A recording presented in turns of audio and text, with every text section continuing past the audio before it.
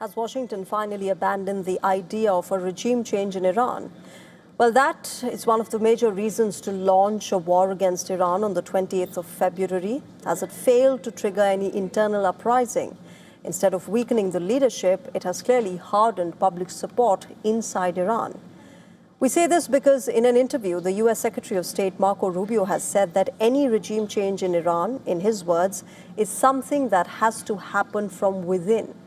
A statement that stands in sharp contrast to American President Donald Trump, who's repeatedly claimed that regime change has already happened. But we've had regime change, if you look already, because the one regime was decimated, destroyed, they're all dead. The next regime is mostly dead. And the third regime, we're dealing with different people than anybody's dealt with before. It's a whole different group of people. So I would consider that regime change. Despite Trump's claims, is Rubio's statements about regime change in sync with the events on the ground that tell an entirely different story? Because thousands of Iranians continue to demonstrate in support of the Iranian leadership. In fact, even during the height of the war, thousands of Iranians had taken to the streets not against their government, but in support of it, even under the threat of bombings. Did the change in tone from Rubio also come due to Iran's continued control over the Strait of Hormuz, which is a critical global energy route, something that has not only impacted global energy, but America's position in global diplomacy? Well, Marco Rubio's own comments appear to allude to this exact thing. Listen in.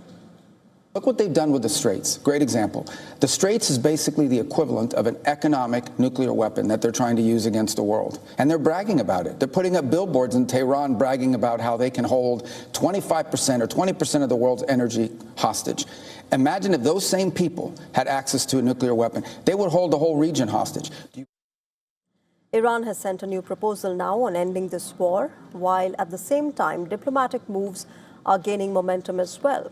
Iran's Foreign Minister Abbas Araghchi has made 3 visits to Pakistan so far in just the last 48 hours, presenting a proposal aimed at breaking the deadlock.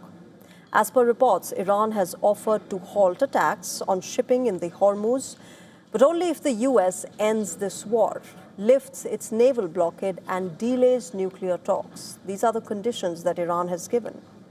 The White House has confirmed that Trump and his team are reviewing the offer. However, reports in American media claim that there is discontent in Washington regarding Iranian proposal, dampening hopes of an immediate breakthrough.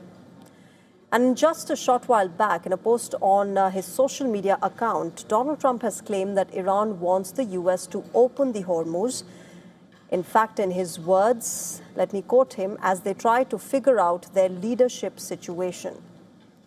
Remember, Rubio has also said that Iran's stance on the Strait of Hormuz did not meet American demands and that Trump will decide on the future course of action.